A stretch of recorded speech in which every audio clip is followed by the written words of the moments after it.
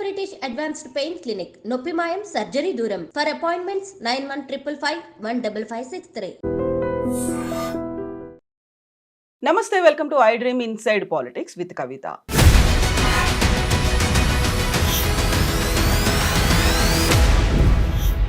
వరంగల్ ములుగు ఎపి సెంటర్గా 5.3 భూ ప్రకంపనలు నిన్న వచ్చాయి. దానికి ప్రధాన కారణం కాళేశ్వరం ప్రాజెక్టే అని భూగర్భ శాస్త్రవేత్తలు చెప్తున్నారు. కాళేశ్వరం ప్రాజెక్ట్ని అక్కడ కట్టడం వల్ల నీళ్లు భూమి పొరల్లోకి చొచ్చుకొని వెళ్ళాయి కాబట్టే భూ ప్రకంపనలు చోటు చేసుకున్నాయి. అక్కడున్నటువంటి భూమి ప్రాజెక్టులకి అనువైంది కాదు, అది మరోసారి రుజువైంది అంటూ భూశాస్త్రవేత్తలు చెప్తున్నారు. నిజంగానే భూ ప్రకంపనలకి కాళేశ్వరం ప్రాజెక్టే కారణమా? భూగర్భ జల నిపుణులు, పొలిటికల్ అనలిస్ట్ వి ప్రకాష్ గారు మనతో పాటుగా ఉన్నారు. ప్రకాష్ గారు నమస్కారం. సో ముందు నుంచి కాళేశ్వరం ప్రాజెక్ట్ మీద బోల్డ్ అన్ని అనుమానాలు ఉన్నాయి. అది లయబుల్ కాదు అనేది, ఎక్కువ కాలం ఉండదు అనేది. ప్రధానంగా అక్కడ ఉన్నటువంటి భూసార పరీక్షలు జరపకుండానే అంత పెద్ద ప్రాజెక్ట్ కట్టారు. అది అనువైంది కాదు అనే మాట చెప్పారు. నిన్న భూకంపం వచ్చిన తర్వాత కూడా అది మరోసారి చెప్తున్నారు భూగర్భ శాస్త్రవేత్తలు. నిజమే అంటారా? అంటే నేను అనేది ఏంటంటే, భూగర్భ శాస్త్రవేత్తలు ఒక బ్రాడ్ మైండ్తోని వాళ్ళ నాలెడ్జ్ని మొత్తం మీద సమగ్రంగా ఫోకస్ చేయాలి. పొలిటికల్లీ మోటివేటెడ్ భూగర్భ శాస్త్రవేత్తలు ఎవరన్నా ఉంటే వాళ్ళు పాక్షికంగా ఆలోచిస్తారు. భూకంపము ఒక ప్రకృతి వైపరీత్యం రావడానికి దాని కారణాలు చాలా ఉంటాయి. అంటే మనం ఇప్పుడు దాని గరిమ ఏదైతే సెంటర్ పాయింట్ ఏదైతే ఉన్నదో అది కరెక్ట్గా ఐలాపూర్లో ఉంది. మేడారానికి ఒక 12 కిలోమీటర్ల దూరంలో. ఈ ఐలాపూర్లో 40 కిలోమీటర్స్ కింద ఉంది. ఇప్పుడు వెదర్ జోన్ అని అంటాం. వెదర్ జోన్ అంటే టాప్ సాయిల్ ఉన్న ప్రాంతం. తర్వాత నెక్స్ట్ వచ్చేసి కొంచెం హార్డ్ సాయిల్ ఉంటుంది. తర్వాత ఇప్పుడు భూమిని మనం చూసినట్టయితే, భూమి గ్లోబును చూసినట్టయితే, గ్లోబులో ఏదైతే ఒక 70 కిలోమీటర్స్ డెప్త్, 70 కిలోమీటర్ల డెప్త్, ఇప్పుడు 40 కిలోమీటర్ల దగ్గర భూ ప్రకంపనలు స్టార్ట్ అయ్యాయి. అక్కడ ఈ పాయింట్ ఉంది అని అన్నారు. అంటే భూకంపం అక్కడ నుంచి స్టార్ట్ అయింది అని అన్నారు. అంటే మొత్తము 70 కిలోమీటర్ల డెప్త్ ఉంటుంది భూమి. ఇది ఓన్లీ 1% భూమిలో. అంటే ఒక nature of soil. Top soil ఏదో 5-6 ఇంచులు ఉంటుంది. టాప్ సాయిల్ తర్వాత వచ్చేది హార్డ్ సాయిల్. ఈ సాయిల్ అనేది ఇంపార్టెంట్ సాయిలే, బట్ దీని లెంత్ 70 కిలోమీటర్లు ఉంటుంది. సముద్రం కూడా, సముద్రం లెంత్ డెప్త్ 20 కిలోమీటర్లే ఉంటుంది. సముద్రం కింద 50 కిలోమీటర్లు ఉంటుంది భూమి. ఈ మొత్తం 70 కిలోమీటర్ల హైట్ ఏదైతే ఉన్నదో భూమిది, ఇది మొత్తం భూమి దీనిలో 1%. డెప్త్లో, భూమి డెప్త్లో 1% అది. భూకంపాలు రావడానికి ఎన్ని కారణాలు ఉంటాయో మనం విశ్లేషిద్దాం. అంటే వాళ్ళలాగా నేను ఎక్స్పర్ట్ కాకపోయినా ఈ గతంలో జరిగిన భూకంపాలు కానీ వీటన్నిటిని స్టడీ చేసినప్పుడు నా విశ్లేషణకు అందేది నేను చెప్తాను. ఎవరైనా జియాలజిస్టులు, జాగ్రఫీ మీద అవగాహన వాళ్ళు, ఎర్త్ సైన్స్ సైంటిస్టులు, దే కెన్ కరెక్ట్ మీ. నేను ఓపెన్గా ఉంటానమ్మా, ఏదైనా నేర్చుకోవడానికి ఇబ్బంది లేదు. ఈ భూమి లోపల ఈ 70 కిలోమీటర్ల కింద 1400 నుంచి 1500 డిగ్రీల టెంపరేచర్ ఉంటుంది అక్కడ. ఈ లావాలు పెళ్ళుకి ప్రజ్వరిల్తాయి కదా, అగ్నిపర్వతాలు అక్కడి నుంచే వస్తాయి. అంటే లోపల టెంపరేచరు మనం 48 డిగ్రీల సెంటిగ్రేడ్ ఉంటేనే బయటికి రాకుండా ఇంట్లో ఏసీ వేసుకొని కూర్చుంటాం. రోడ్లు అన్నీ ఖాళీ ఉంటాయి. 1400 నుంచి 1500 డిగ్రీల టెంపరేచర్ ఉంటుంది. భూకంపానికి అది కూడా కారణం కావచ్చు కదా. పైన 40 కిలోమీటర్లు నిన్న వాళ్ళు చెప్పింది, కింద కేవలం 30 కిలోమీటర్లు. ఏది ఇంత టెంపరేచర్ ఉన్నది. గ్రాడ్యువల్గా అది తగ్గుకుంటూ వస్తుంది పైకి వచ్చిన కొద్దీ. అది కారణం కాదని చెప్పగలుగుతామా? అంటే అంత వేడి ఉంది కాబట్టి డిస్టర్బ్ అయ్యే అవకాశాలు ఉంటాయి. నెంబర్ 2, ఈ భూకంపము ఎక్కడైతే సెంటర్ పాయింట్ ఉందో దాని చుట్టుపక్కలనే కారణాలు వెతకద్దు. దాని ప్రకంపనలు ఎంత దూరం అయితే ఉంటాయో అంత దూరంలో కూడా దాన్ని ఇన్ఫ్లుయెన్స్ చేసే పరిస్థితులు ఉండొచ్చు, కాజెస్ ఉండొచ్చు. 200 నుంచి 300 కిలోమీటర్ల దూరం వరకు కూడా ప్రకంపనల ఫస్ట్ నాకు ఇన్ఫర్మేషన్ ఎట్లా వచ్చిందంటే 7/27కు ఇది జరిగింది. ఒక 2-3 నిమిషాలల్లో డిఫరెంట్ ప్లేసెస్లో వచ్చింది. మొత్తం ఒక 3 మినిట్స్లో ఎక్కడొచ్చినా కూడా 2 సెకండ్సే వచ్చింది. 7:30కి నా సనీన్లా అనే రాజమండ్రిలో ఉన్నాడు డ్యూటీలో భాగంగా. అక్కడనే ఆయన ఫోన్ చేస్తే అప్పుడు మేము టీవీ పెట్టాం. ఇంకప్పటికి టీవీలకు వార్త అందలే. మంచం మీద ఉన్నోడు హోటల్లో కదులుతూ ఉంది రాజమండ్రిలో. తర్వాత ఒక 10 నిమిషాలకు నా సెక్రటరీ ఫోన్ చేసింది. సార్ ఏంది భూకంపం వచ్చింది, మా ఇంట్లో నేను మంచం ఊగింది. ఇంకప్పుడు లేవలేదు నిద్ర. ఎవరు ఉండి దిల్సునగర్ నుంచి రాజమండ్రి నుంచి ఇమ్మీడియట్గా కాల్స్. ఇక్కడనేమో 7:30కి వచ్చింది. 7:31 అని అన్నది ఆమె. 7:30, 7:31. అంటే ఇంత ప్రాంతం ఉంది కదా. హైదరాబాద్ నుంచి మొదలుపెట్టి, హైదరాబాద్లో చాలా మంది కూడా చెప్పారు మనకి, ఇక్కడి నుంచి మొదలుపెట్టి రాజమండ్రి దాకా జరిగిన డిస్ట్రక్షన్, ప్రకృతి వినాశనం, ప్రకృతి విధ్వంసం ఏదైనా కారణం కావచ్చు. ఇది ఒక్కటే కారణం అని చెప్పలేం. Number 1 Polavaram dam. ఈ పరిధిలోనే పోలవరం డ్యామ్ ఉంది. పోలవరం డ్యాంలో నిల్వ ఉన్నన్ని నీళ్లు ఇప్పటికి కూడా కన్స్ట్రక్షన్ అయ్యే టైంలో ఎక్కడ లేవు ఈ మొత్తం ప్రాజెక్టులలో. మల్లన్న సాగర్ 50 టీఎంసీలు కెపాసిటీ, బట్ లేదు. మల్లన్న సాగర్ ఏరియా కూడా భూకంపం జోన్లోనే ఉంది.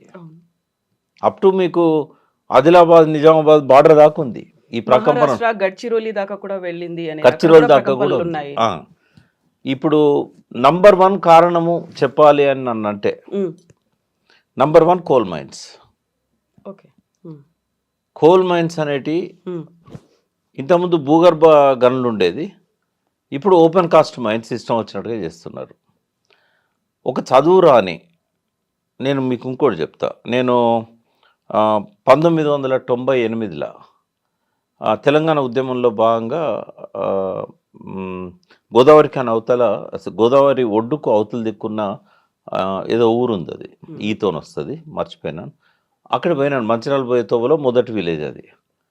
పోతే 103 ఏళ్ళున్న ఒక ముసలాయనే ఓ రాయి మీద కూర్చున్నాడు. 103 years ఆయన ఏజ్. అయితే తాత బాగున్నావా, ఎట్లున్నావా అంటే, ఇప్పటికి కూడా నేను బొక్క కొరుకుతా అన్నాడు. పళ్ళు ఉన్నాయి. అయితే నీకు మేము పోయింది ఓపెన్ కాస్ట్ అగైనెస్ట్గా.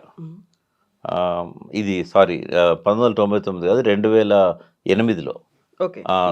నేను అప్పుడు టీఆర్ఎస్కి రిజైన్ చేసి ధర్తీ బచావ్ అని ఒక ఆందోళన స్టార్ట్ చేశాను. ధర్తీ బచావ్, భూమిని కాపాడుకుందామని.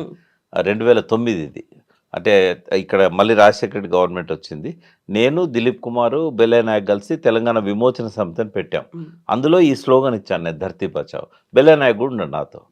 అయితే తాత మరి మేము ఇట్లా ఈ ఓపెన్ కాస్ట్లకు వ్యతిరేకంగా ఈ భూమిని కాపాడాలని వచ్చినాం, మా పేరే ధర్తీ బచావ్ అంటే, ఇంకేం కాపాడతారా, మొత్తం భూమిని అంతా బొర్రేలు చేస్తుంది, మొత్తం బొగ్గును తీసుకుపోయే పేరుతోని.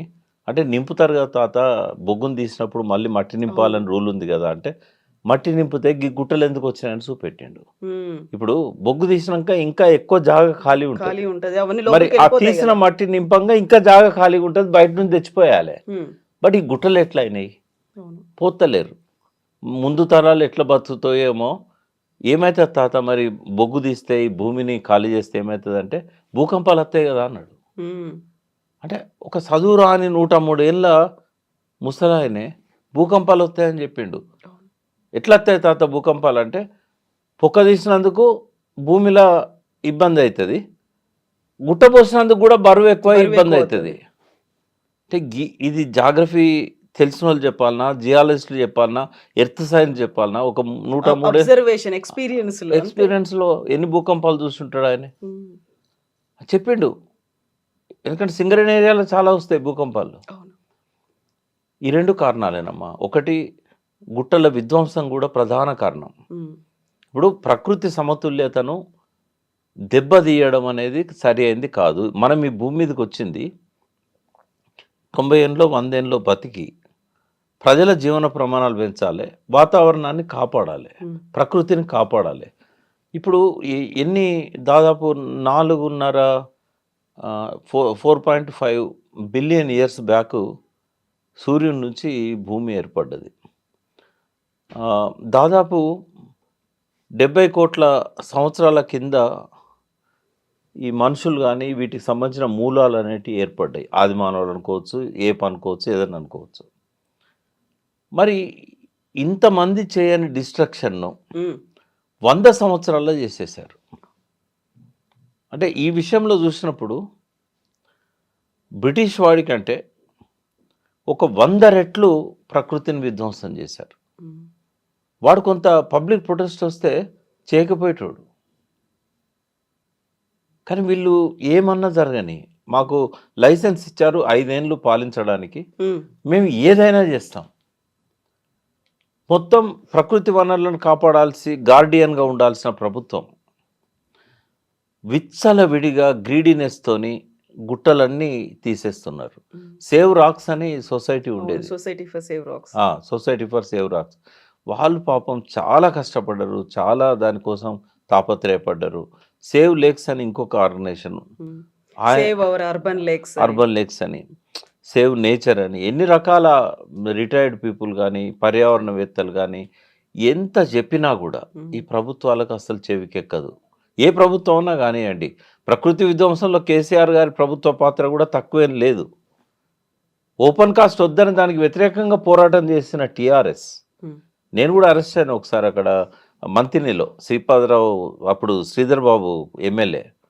అక్కడ పోయినాక పోలీసులు అరెస్ట్ చేసి మళ్ళీ అన్నారు, సార్ మీరు ఇంటలెక్చువల్, మీరు అందరు పొలిటీషియన్ లాగా కాదు, మేము కేసు మీ మీద పెట్టట్లేదు సార్, మీరు వెళ్ళిపోండి అని చెప్పారు నన్ను బేలే నాయక్ని. అంటే వీళ్ళకి ఎందుకు ప్రకృతి మీద పర్యావరణం మీద ఉండదు? ఇంకొకటి, అన్ని దేశాల కంటే ముందు సస్టైనబుల్ డెవలప్మెంట్ గోల్స్ మీద సంతకాలు పెట్టింది భారతదేశం. మరి అక్కడ కేంద్ర ప్రభుత్వం ఏం సంతకం పెట్టిందో రాష్ట్ర ముఖ్యమంత్రులను పిలిచి మనము కమిట్ అయినాము ఐక్యరాజ్య సమితికి, ఈ పిచ్చి పనులు మనం చేయొద్దని చెప్పాలి కదా. సంతకం పెట్టినాక ఎక్కువ థర్మల్ పవర్ స్టేషన్స్ వచ్చినాయి. ప్రకృతి వైపరీత్యాలలో అది కూడా ఒక మేజర్ పాత్ర. అది దాని గురించి మళ్ళీ ఎప్పుడన్నా మనం స్కై రివర్స్ అని నేను ఒకసారి చెప్పాను, ఆకాశ నదులు అని. అదే థర్మల్ పవర్ స్టేషన్స్ యొక్క డిస్ట్రక్షన్. అంటే ఇవేమో గుట్టలు కానీ ఖనిజ సంపద కానీ అక్కడే ఎందుకు వచ్చిందనే దానికి కూడా నా దగ్గర ఆన్సర్ ఉంది.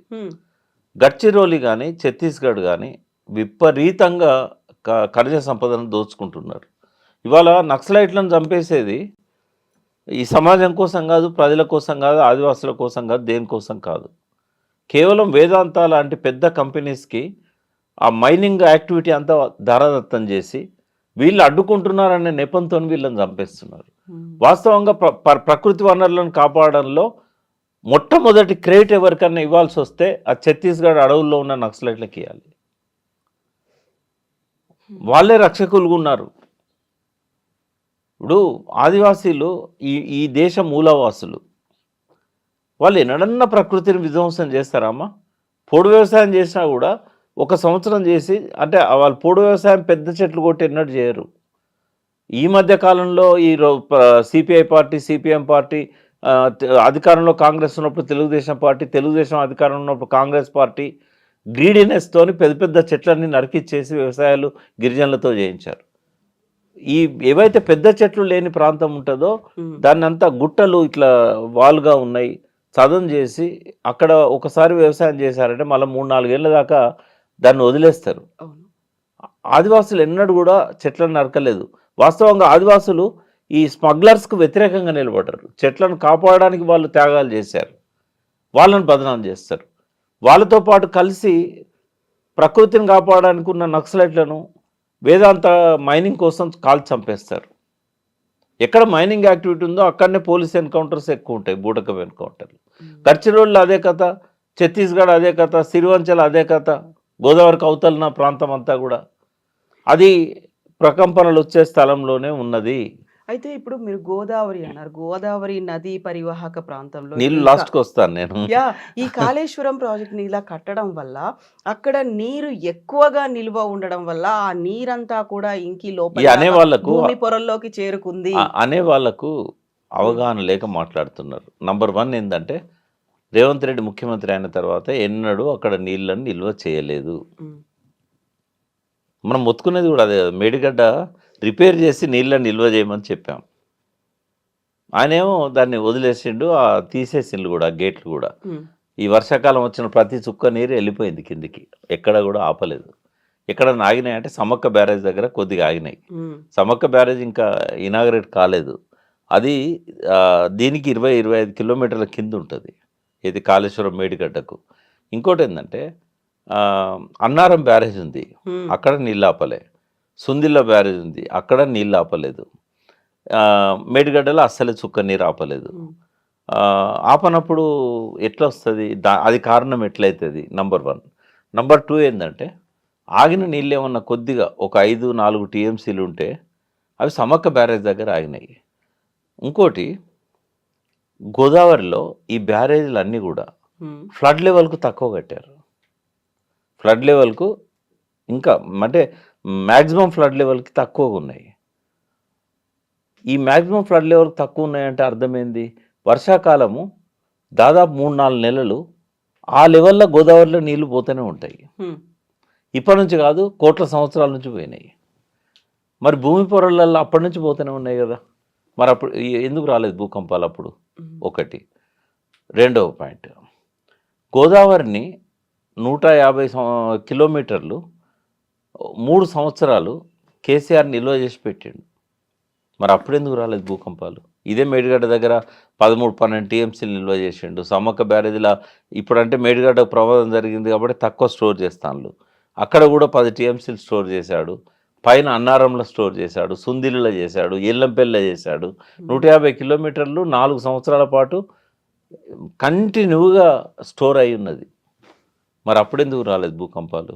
ఎంత టైం పడుతుంది భూగర్భంలోకి నీళ్లు జారడానికి? గోదావరిలో ఎప్పుడు నిరంతర ప్రవాహం ఉంటుంది, జీవనది అది.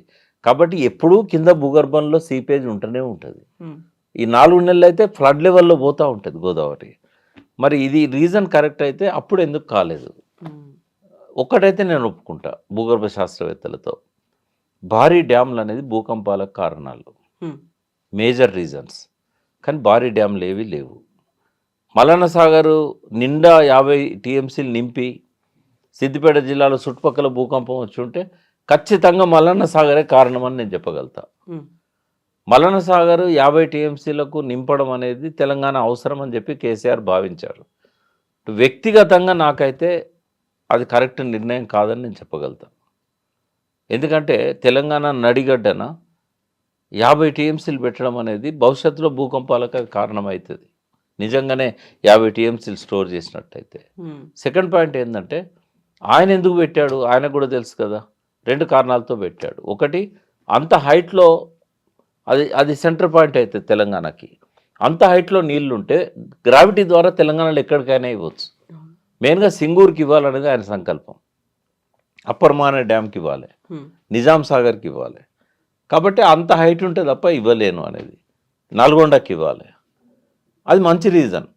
రెండవది ఏంటంటే ఆయన కాంప్రమైజ్ అయింది ఎక్కడ అంటే, సెస్మలాజికల్ స్టడీస్ చేసినప్పుడు తెలంగాణ 2-3 జోన్లోనే ఉంది.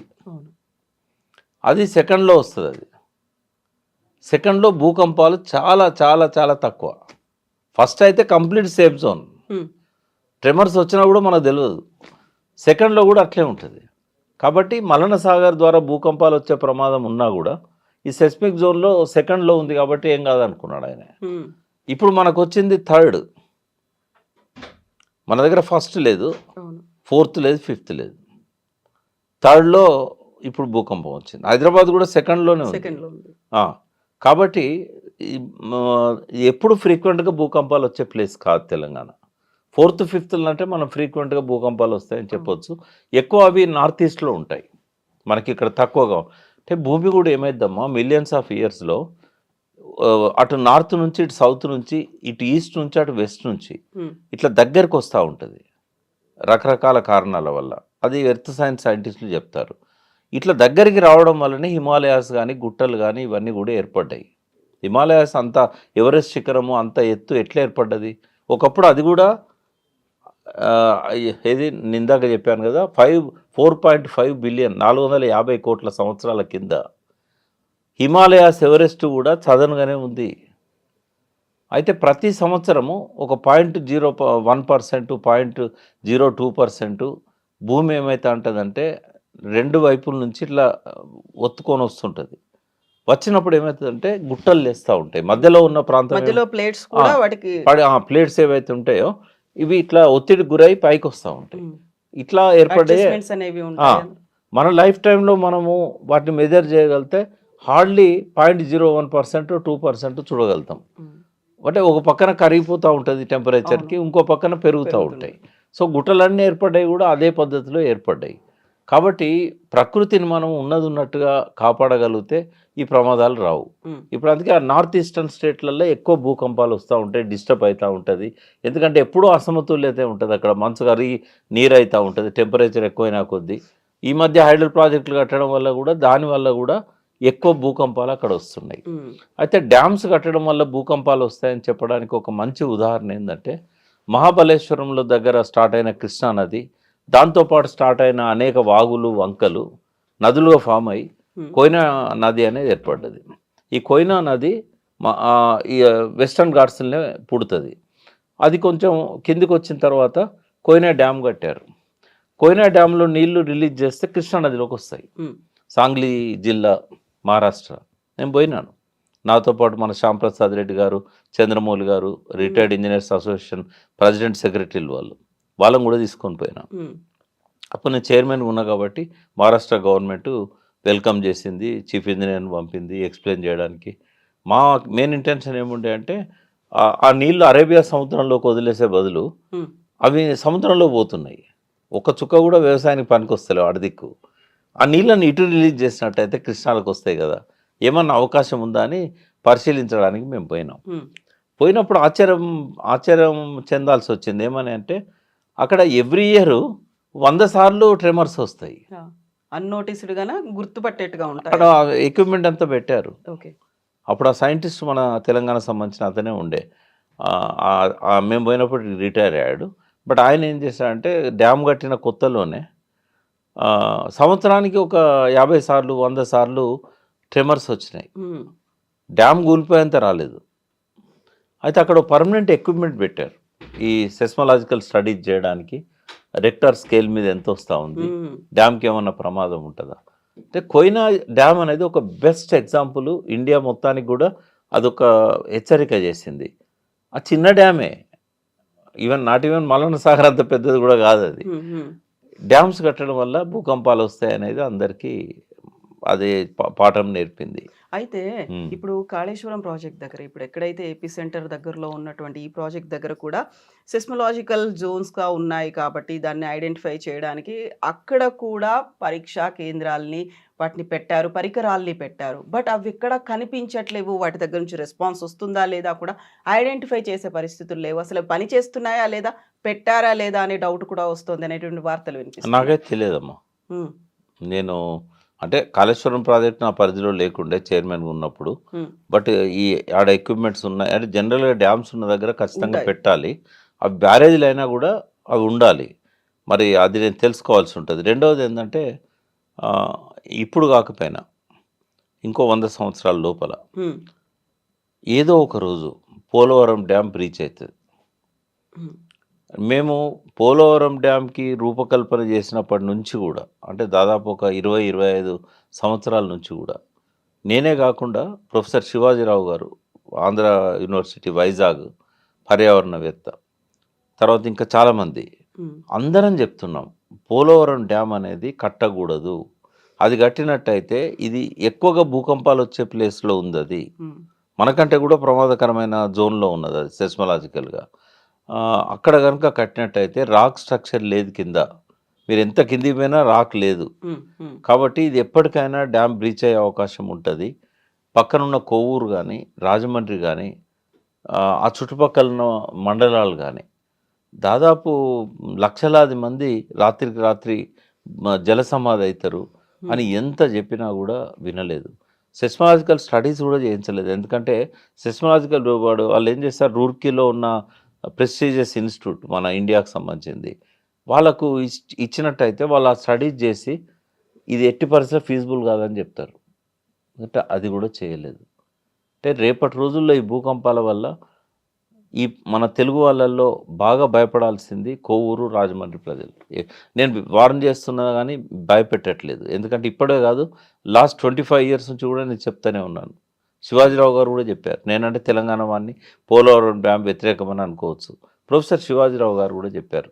ఇంకా ఎవరైనా భూగర్భ శాస్త్రవేత్తలను ఎవరినైనా మీరు పోలవరానికి పంపండి, ఇది ఎప్పటికైనా బ్రీచ్ అవుతుందని చెప్పగలుగుతారు. ఇంకోటి ఏంటంటే డ్యామ్స్ అనేటి రాబోయే తరాలు ఖచ్చితంగా వ్యతిరేకించాలని చెప్తాను. బ్యారేజ్లు ఓకే, బ్యారేజ్లు ఫ్లడ్ లెవెల్లో కడతారు.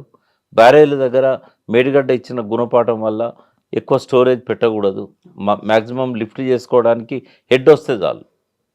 పెద్దగా మనం ఇప్పుడు మేడిగడ్డ దగ్గర 16 టీఎంసీల కెపాసిటీ అయినా కూడా ఒక 3-4 టీఎంసీలు ఉంటే చాలు అక్కడ హెడ్ వస్తుంది లిఫ్ట్ చేసుకోవడానికి. కాబట్టి దాన్ని స్టోరేజ్గా వాడకూడదు. ఏ బ్యారేజ్ కూడా స్టోరేజ్గా వాడకూడదు. డ్యామ్స్ అనేది ఈ రోజు నుంచి ప్రభుత్వాలు ఒక డిసిషన్ తీసుకోవాలి. నో డ్యామ్స్ కట్టకూడదు, ఎక్కడ కూడా కట్టకూడదు. ఏ డ్యామ్ అయినా కూడా భూకంపానికి మొదటి కారణం ఈ ఓపెన్ కాస్ట్ మైన్స్ కానీ కోల్ మైన్స్ కానీ రెండవ కారణం, గుట్టల విధ్వంసం మూడవ కారణం. తర్వాత ఇక కింద ఉండే అగ్నిని మనం ఏం చేయలేం. ఈ సమతుల్యతను కాపాడాల్సిన అవసరం ఉంటుంది. అయితే దీనికి కాళేశ్వరం కారణమని అయితే నేను ఎట్టి పరిస్థితుల్లో అంగీకరించను. ఎందుకంటే లాస్ట్ 1 ఇయర్ నుంచి అక్కడ స్టోరేజ్ లేదు. రెండవది, కాళేశ్వరంలో లాస్ట్ 4 మంత్స్ నుంచి ఫ్లడ్ లెవెల్లో వరద పోతూనే ఉన్నది. లాస్ట్ 20 ఇయర్స్ చరిత్ర చూసినా కూడా మ్యాక్సిమం ఫ్లడ్ పోయిన సందర్భాలు కూడా ఉన్నాయి. బట్ ఎన్నడూ కూడా జరగంది ఈ ఫ్లడ్తోనే ఎందుకు జరుగుతుంది? కొద్ది సెటైరిక్గా కొద్దిసేపు నవ్వుకుందాం. నేను ములుగు ప్రాంతం, ఎక్కడైతే భూకంపం వచ్చిందో మా ఊరు అక్కడికి ఏరియల్ డిస్టెన్స్ మా అంటే 40 కిలోమీటర్ల కంటే ఎక్కువ ఉండదు. మా దగ్గర జనాలు ఏమనుకుంటారు తెలుసా? సమ్మక్క మీద ప్రమాణం చేసి రేవంత్ రెడ్డి ఆగస్టు 15 లోపల రైతు రుణమాఫీ చేస్తా అన్నాడు. దేవత మీద ఒట్టు పెట్టుకున్నప్పుడు ఎవరైనా కూడా మొక్కు చెల్లించాల్సిందే. ఆయన మొక్కు చెల్లించలేదు కాబట్టి ఇది ఇట్లాంటి అరిష్టాలు జరుగుతున్నాయని అక్కడున్న ప్రజలు అనుకుంటాను. నేను నాస్తికుని నేను హేతువాదిని కాబట్టి నేను నమ్మనది. బట్ ప్రజలల్లో మాత్రం ఆయన ఓటేసిన ప్రజలలో సీతక్క అక్కడ ఎమ్మెల్యే సీతక్కను మంచి మెజారిటీతో గెలిపించిన ప్రజలంతా అనుకుంటున్నది ఏంటంటే సమకతాల మీద ఒట్టు పెడితే నెరవేర్చాలి. ఆగస్టు 15 లోపు ఇస్తానంటే ఈరోజు వరకు కూడా ఇవ్వలేదు. ఆ ఏరియాలో కూడా అందరికీ రాలే. కాబట్టి ఆయన మొక్కు చెల్లించనందుకే, ఆ మాట నిలబెట్టుకోనందుకే ఇక్కడ ఇది జరిగింది అని అనుకుంటున్నారు. సో 1 ఇయర్ అయింది కాబట్టి ఇప్పటికైనా నెరవేర్చుకోండి అని. అంటే నేనేమంటున్నా రాజకీయ నాయకులకు, మీరు మోసం చేస్తారనే సంగతి మీ ఆత్మసాక్షికి తెలుసు. ఎవరన్నా కానీ ప్రజలకు ఇచ్చిన హామీలను 100% అమలు చేసిన ఏ ముఖ్యమంత్రి భూమి మీద లేడు, రాబోయే రోజుల్లో ఉండడు. ఎందుకు దేవతలను అలా దిస్తారు? దేవతలకు మీకు నమ్మకం లేకపోయినా ప్రజల కోసం మీరు దేవాలయాలకు పోయి హంగామాలు, బర్త్డేలు సెలబ్రేట్ చేసుకున్నా కూడా ప్రజలకు నమ్మకాలున్నాయి దేవుళ్ళ మీద. ప్రజలు కొలిచే దేవుళ్ళ మీద ఒట్టు పెట్టుకున్నప్పుడు 100% అమలు చేయండి, లేకుంటే ఒట్లు పెట్టుకోకండి. ఇటువంటి అనార్థాలు జరిగినప్పుడు మీరే కారణమని ప్రజలు భావిస్తారు. నేను అనుకోవట్లేదు రేవంత్ రెడ్డి కారణం భూకంపానికనే, కానీ ప్రజలు అనుకుంటున్నారు. సో ప్రకాష్ గారు, ఇప్పుడు మనం డ్యామ్ల గురించి, ప్రాజెక్టుల గురించి, మైన్స్ గురించి మాట్లాడుకున్నప్పుడు హైదరాబాద్ సెస్మిక్ జోన్ 2లో ఉన్నప్పటికి కూడా హై రైజ్ బిల్డింగ్స్ కడుతున్నారు. ఇక్కడ 50 అంతస్తులు, 100 అంతస్తులు ఇవన్నీ కడుతున్నప్పుడు స్టెబిలిటీ అనేది ఉంటుందా లేదా? స్ట్రక్చరల్ స్టెబిలిటీ అనేది వాళ్ళు సాయిల్ టెస్ట్లు చేస్తున్నారా, సర్టిఫికెట్లు తీసుకుంటున్నారా లేదా? ఈ భూకంపం నిన్న చాలా ప్లేసుల్లో హైదరాబాద్లో కూడా వాళ్ళు ఫీల్ అయినప్పుడు ఎలా ఉంటుంది భవిష్యత్ అనేది? మా అమ్మాయి గురుగాంలో ఉన్నప్పుడు 22nd ఫ్లోర్లోనే మేము ఉండేది. అక్కడ భూకంపం వచ్చింది. ఇది 7-8 ఇయర్స్ బ్యాక్, 2016 ఆ ప్రాంతం 15లో వచ్చినప్పుడు చిన్న పిల్లోడిని భుజం మీద వేసుకొని 20 అంతస్తులు మెట్లు దిగాల్సి వచ్చింది. అంత భయకంపితులు అయిపోయింది. అంతా ఆ తొక్కిసలాట కూడా జరిగింది. అంటే ప్రజల్లో ఒక అవేర్నెస్ క్రియేట్ చేయాల్సిన అవసరం ఉంది భూకంపాలకు. ఫస్ట్ భూకంపాల వల్ల అంటే ఇప్పుడు ఒకసారి తీసుకుంటే రెక్టర్ స్కేల్ 1 నుంచి 10 ఉంటుంది. మ్యాక్సిమం ఇప్పటిదాకా ప్రపంచంలో రికార్డ్ అయింది 9.5 రెక్టర్ స్కేల్. అది యూరోపియన్లో ఒక చిన్న దేశంలో వచ్చింది. మొత్తం సర్వనాశనం అయిపోయింది ఆ 9.5కే. తర్వాత సెకండ్ 9 వచ్చింది. 9 వచ్చింది జపాన్లో వచ్చింది. జపాన్లో వచ్చినప్పుడు 16,000 మంది చనిపోయారు. తర్వాత ఇండోనేషియాలో ఎప్పటికి వస్తుంటాయి, ఎవ్రీ ఇయర్ వస్తుంటాయి. అయితే వాళ్ళు ఏం చేస్తున్నారంటే భూకంపాలు ఎక్కువ వచ్చే 7, 6, 8 ఈ రేంజ్లో వచ్చే దేశాలన్నీ కూడా ఆ సిస్మిక్ దాన్ని తట్టుకోగలిగే విధంగా అక్కడ టెక్నాలజీని డెవలప్ చేసి అక్కడ ఇల్లు కట్టుకున్నారు. కన్స్ట్రక్షన్ కూడా అలాగే రాత్రి భూకంపం వచ్చి కూలిపోయినా కూడా వాళ్ళకు చిన్న చిన్న ఊండ్స్ అయితే తప్ప చనిపోయేంత ఆ పైన కట్టే స్ట్రక్చర్స్ తీవ్ర స్థాయిలో నష్టం ఉండదు. కాబట్టి అక్కడ వాళ్ళు చేస్తున్నారు. కానీ మన దగ్గర అంత జాగ్రత్త లేదమ్మా. ఇక్కడ ఎట్లుందంటే టౌన్ ప్లానింగ్ ఆఫీసర్ కానీ జిహెచ్ఎంసీ ఆఫీసర్స్ కానీ 100కి 90 మంది డబ్బులు ఇస్తే సంతకం పెడతారు, ఆడ ఏం చేశారనేది కూడా చూడరు. కాబట్టి మేనేజ్ చేస్తారు బిల్డర్స్. ఇక్కడ ఈ భూకంపాలు వచ్చినప్పుడు మన దగ్గర మాత్రం హైదరాబాద్లో 20 years బ్యాక్ చిన్నగా వచ్చింది, ఇప్పుడు కూడా అంతే వచ్చింది. ఒకవేళ ఇది 6.5కి పోయింది అనుకుందాం, లేదా 7కి పోయింది అనుకుందాం. ఫస్ట్ ప్రమాదం బంగ్లాలకు కాదు, ఈ గ్రౌండ్ ఫ్లోరు, ఫస్ట్ ఫ్లోరు. ఎందుకంటే వీళ్ళు డెప్త్లోకి పునాది వేయరు. మా అంటే 4 feet 5 feet పిల్లర్ వేస్తారు. చాలామంది పిల్లర్స్ వేయకుండానే బేస్మెంట్ తీసి కడతారు. భవిష్యత్తులో 3-4 అంతస్తులు వేసుకోవాలనుకునే వాళ్ళు పిల్లర్స్ వేస్తారు. వీటికి మొట్టమొదటి ప్రమాదం అమ్మ. చాలామంది ఏమనుకుంటారంటే 50 అంతస్తులు మొదలు కూలిపోతాయి అనుకుంటారు. హైరైజ్ బిల్డింగ్కి అడ్వాంటేజ్ ఏంటంటే ఒకటేమో వాళ్ళు కనీసం ఒక 20-25 feet లోపలికి వెళ్తారు.